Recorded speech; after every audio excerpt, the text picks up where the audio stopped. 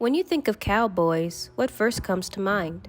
Most may say John Wayne, Gary Cooper, or if you're lucky enough, Bill Pickett. For me, I never expected to visualize my granddad. Let's start at the beginning. My name is Amber Payne. I'm a student filmmaker from Chicago, Illinois, now attending UCLA. My family has been a large focus of my life, so it makes sense that they've been involved in every short film I made, from acting to producing to location scouting. Closing out my final year in college, my capstone film is based on their stories and experiences in the South before the Great Migration. I'm a Chicago Mississippian.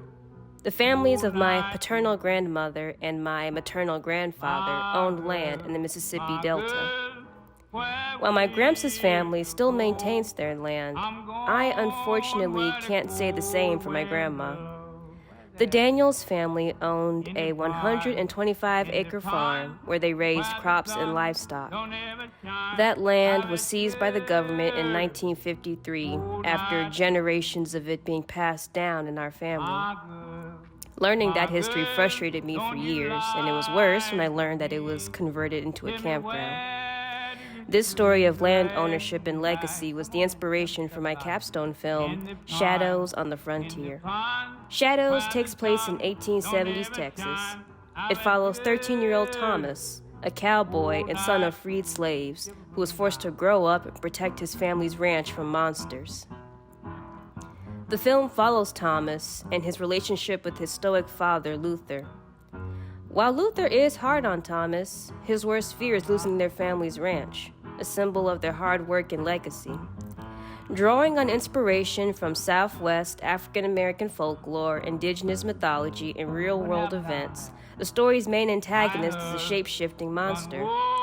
It is connected to the capitalist villain intending to steal Luther and Thomas's ranch. Why make it a Western horror?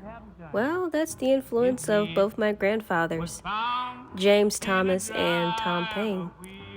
Both loved Westerns, and Tom Paine himself was a cowboy.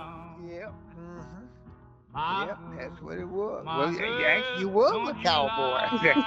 'Cause that's what you were doing. Yeah. You was watching the cows. And riding the horse every day. Now, were you all mostly black cowboys, or were there mostly white cowboys when you were working? No, it wasn't nothing but black cowboys. Yep, that's all it was. Black cowboy. This film is dedicated to them from their eccentric, horror-loving granddaughter. So why is this story important now? In 2025, black families and farm owners are at risk of losing their land and property due to governmental interference and systemic racism. Shadows on the Frontier is a personal and timely film that touches on these issues. It embraces the importance of black families staying strong and fighting for their lineage. We are still in the development stage of production, working to shoot from November 7th through 9th of 2025. The film will be screened in June 2026 for UCLA's undergraduate student showcase. We will then circulate it around horror and black-centered film festivals. After that point, between 2026 and 2027, the film will be available for watch on my YouTube channel at Films326. With your help, we can tell the story made for us and by us. Thank you, and happy trails.